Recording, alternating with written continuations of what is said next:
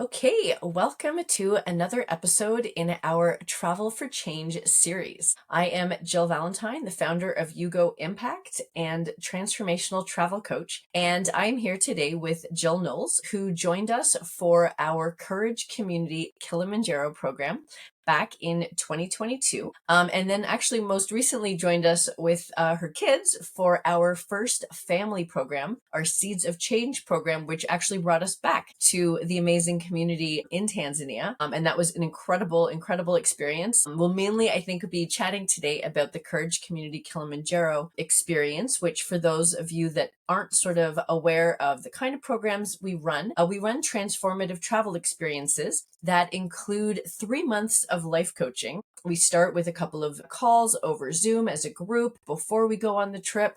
And then we head abroad and have incredible time in Tanzania, where we spend 1 week with Dare Women's Foundation. We were building a house while we were there with Maggie and an incredible group of humans. And then we do coaching while we're there. And then at the end of the week, we spend another week climbing Mount Kilimanjaro, which in and of itself was an incredible experience. And then we return home and we continue on with additional coaching. Actually, Jill on her trip did include an additional little safari post the official Yugo programming. But yeah, that's what Courage Community Kilimanjaro is all about. And so, yeah, we will just dive right in. So, welcome, Jill. Do you want to just share a little bit about who you are and what drew you in to sign up for Courage Community Kilimanjaro back in 2022? Yeah, thanks, Jill. So I am Jill Knowles. I'm a mom of two boys who are 10 and 13. I live in Burlington. I work in finance and in this sort of go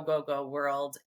Prior to COVID, had gone through a separation and I was just really looking for some confidence back and just something. I needed to do something. And a friend of mine, I guess a joint friend of ours, had previously done Kilimanjaro and thought I would absolutely love it, and then put me in touch with you, and then everything I heard I loved. Signed up, and then COVID happened, and then we were delayed for I think a couple of years. So I went into the trip with this need to go because I wasn't in a good space. But by the time the trip actually happened, I was in a much better space, and so I'm actually very glad that I was in a good space when I went. But that's how I sort of came around to wanting to go in the first place. Amazing. So, just in a few, brief sentences, tell me about your experience in Tanzania and in the Courage Community Kilimanjaro program. Yeah, and I mean, you can go and just climb Kilimanjaro, and that I wanted something so much more than that, and that's what I liked about this program. Like there was the coaching component. I had support with the others in terms of training, and there was Zoom calls before, so it very much felt like this community, not just me going by myself and climbing Kilimanjaro.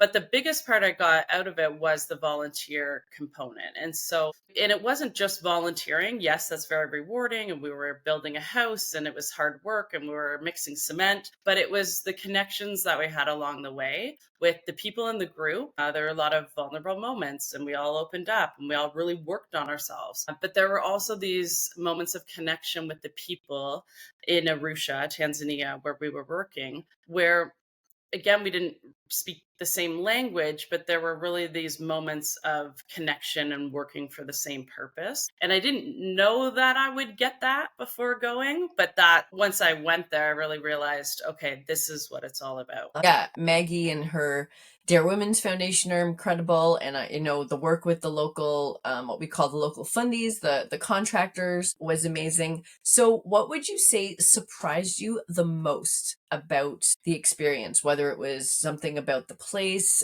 the people, or yourself? Okay, I'm gonna do this in two parts. I What surprised me the most during the volunteer week was that connection with people I didn't speak the same language as. So as you mentioned, the Fundis, um, you know, they spoke a couple words of English. I spoke a couple words of Swahili, but we were laughing and joking, and like we'd make gestures so we knew what we were talking about. And just like you said, the mamas and some of the other people helping on site. That connection I really didn't anticipate. So that was amazing. On the Kilimanjaro portion of the trip, there was a lot I didn't anticipate. I didn't anticipate how hard it was going to be, and I knew it would be hard, but I also didn't anticipate how much growth I would get out of pushing myself through these hard times. And I knew it'd be difficult. I knew I had a good mindset going in, but when you're in it and you're pushing through, you're really, really relying on your mental strength. And that alone gave me a lot more confidence coming out of the trip. So, I mean, obviously the mountain was challenging, but was there a specific, time or moment that you felt challenged, and how did you move through it? And Specifically on the mountain. it might not even be on the mountain, or it may be before, so whatever. Yeah, for me, it was definitely on the mountain. So just a quick backstory, like I did have a bit of altitude sickness, even though I took the Diamox for altitude. I think in hindsight, I probably didn't eat enough calories. So by the last day where you're going up to summit, I mean, you've been on the mountain a few days, it's cold, your body's getting physically exhausted. So at this point, you're sort of relying on your mental strength to get you through. I mean, it was absolutely beautiful. It's just towards the end of it, you feel it wearing on you. And so on the last, well, we'll call it night/morning, because you actually do your last push through the night. There was a point in time where I didn't think I was going to make it.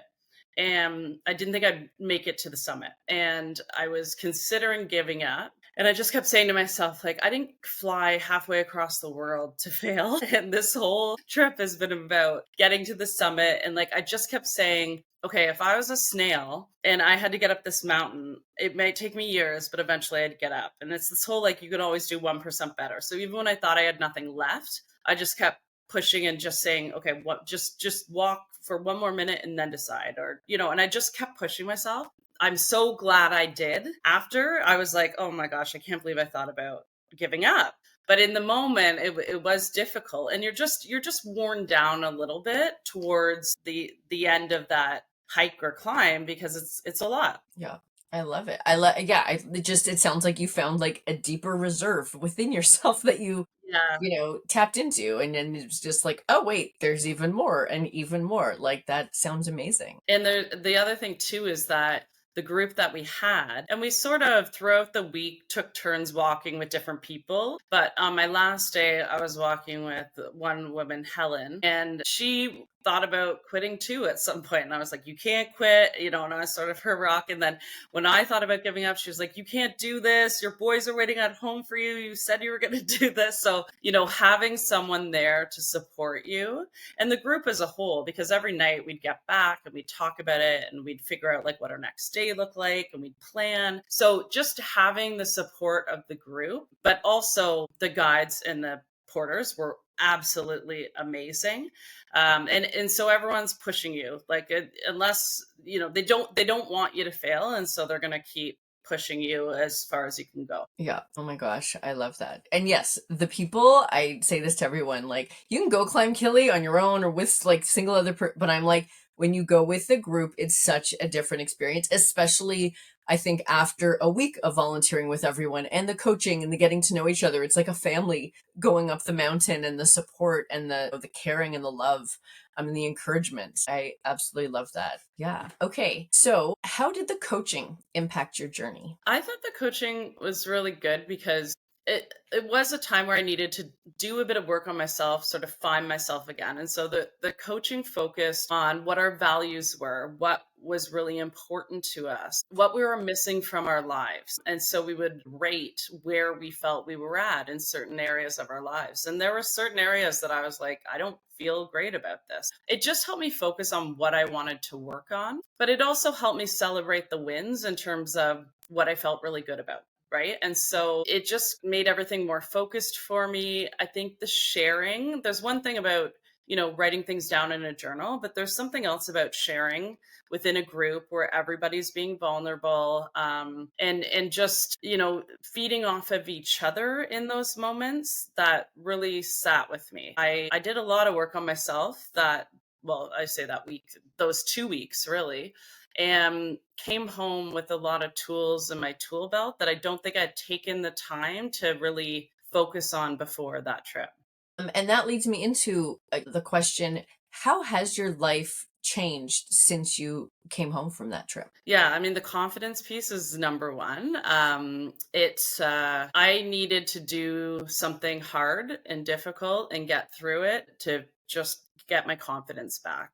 I find I'm a lot more just being in Tanzania in general and seeing how people live there and what life is like there. I'm way more grateful than I was before. I had never seen anything like that before. I hadn't really traveled the world before this trip. So I came home very, very grateful. I don't take anything for granted. In Tanzania, with people who don't have much of anything, no material things, but there's a whole lot of love and a whole lot of connection. And I brought that back into my world here. And so, especially when we get busy in our jobs and being a parent and, and all the day to day stuff that goes on, it's like you can get so distracted. So I feel like I've been more present since then and just really intentional about my time. So, what would you say was your favorite part or moment of the Yugo experience? I joke with, we still talk with the group that we went with, and we have a chat going. And I joke that we all have a bit of a trauma bond. And it's not that it's a trauma bond, but it's like you've been through something really hard together. And though we're not all the same type of people, we will forever be connected through this experience that we all, was a big, meaningful experience for all of us. So I think just my favorite part was the whole connection piece. My sort of word for the trip on that trip was human connection. And I had never really felt that close connection like that before, obviously with my kids, but it was just something, the experience with the Tanzanian people, doing the work on myself, being in Africa, in Tanzania, which is such a beautiful country. If I had to pick one thing, I think the fact that my cell phone, some people's cell phones worked on the mountain, mine didn't. I had an older phone. So I was really disconnected for a week. It gave me time to think and put things in perspective and just be so present in the moment and really enjoy all the other feelings I'd had before that, the connection and the gratitude. And so the disconnecting piece and just it being that quiet, you're on a mountain, you're not with many other people. It's quiet and it's beautiful and you're just present. Yeah, walking every day. Yeah, yeah, Lots of time for deep thoughts and reflection. So, I yeah. love that. I love that. Yeah, I mean, I feel so blessed to just have the opportunity to connect with so many people in such an incredible, like I call it a container, like in this incredible, place where we, like you said, we volunteer for a week, we coach, and then we climb a mountain together. And yeah, you just are connected for life. And if don't talk to another person, like don't talk to them for like 20 years, like there's just this, like, we did that together. There is this incredible deep bond, and nothing bonds people like mutual struggles. Yeah. There's definitely bonding that took place on the mountain. But yeah, I love that's absolutely such a beautiful share, and I love the human connection part. So just I just wanted to kind of keep this short and sweet. Final sort of question: what would you say to someone who is considering a program like this, whether it's a Yugo program or some kind of big grand adventure in their life, and maybe is feeling a bit of hesitancy around it? What would you share with them? Yeah, I think to make a decision to do something like this is a big decision. But, you have to take some risks in life. I knew I needed something and I didn't know what I needed. So I was like, that's it. I'm doing it. And I kind of went into it a bit blind and like, I don't know what to expect. I've never been to this continent before. I've really never left North America before. To just go for it. If you follow the program and you're doing the coaching, I mean, there's training involved. Like anyone can do it. We had people on our trip ranging from I think 29 to 60 something. So you can definitely do it. I mean, there's some training involved in terms of your cardio and walking but I would say it was way more meaningful than I expected it to be. I knew it would be impactful, but it was way more impactful than I expected it to be. And because I didn't realize the mental strength and struggles that I would go through and how that would make me feel after the fact. So yeah, I would say it's definitely worth it. And I mean, I just went back again with my children. So obviously I had the feeling that I had to go back. It's just such a beautiful country. I really wanted to go back. I felt very connected with Maggie and the women from the Dare Women's Foundation. So I knew I needed to go back. This time around, I didn't necessarily want to climb Kilimanjaro, but I wanted to do something with my children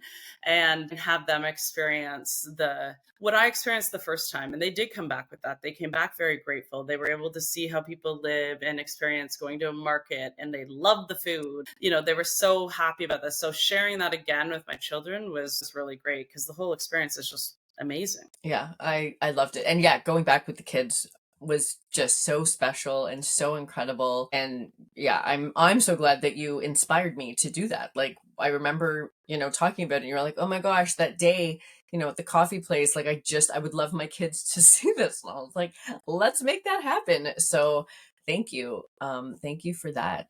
Yeah, is there anything else you want to share before we wrap up? I think just that if it's something you feel like you need to do or want to do, that you just have to do it. And there's always things I do differently. Like I didn't love the food there. My kids love Tanzanian food.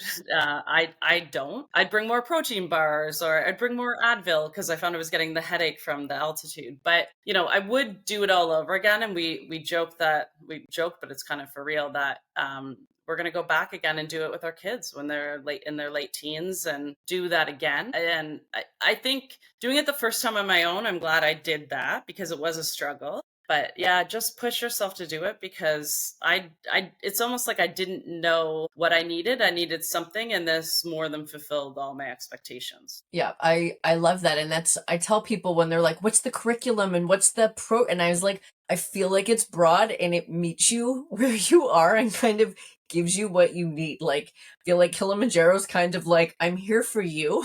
I'm going to serve you, as is, Tanzania and that community. Like, we obviously go there in service and everything, but I feel the experience kind of just presents and unfold as it's meant to. Like, I'm a big, trust in the universe. It's going to give you what you need. So I love that it gave you everything that it did. So Hmm. thank you. And Yeah. thank you. Yeah. And thank you so much for sharing today. I really appreciate it. It was such an incredible experience. And I know that there are so many people out there that are just curious and want to really understand more, about the experience and about the potential impact that I think, this Yugo kind of experience can have, or any travel, pushing yourself out of your comfort zone, getting out of your routine, familiar life. So I really, really appreciate you coming and sharing today. So Yeah. Thank you for having me. thank you for coming. Okay.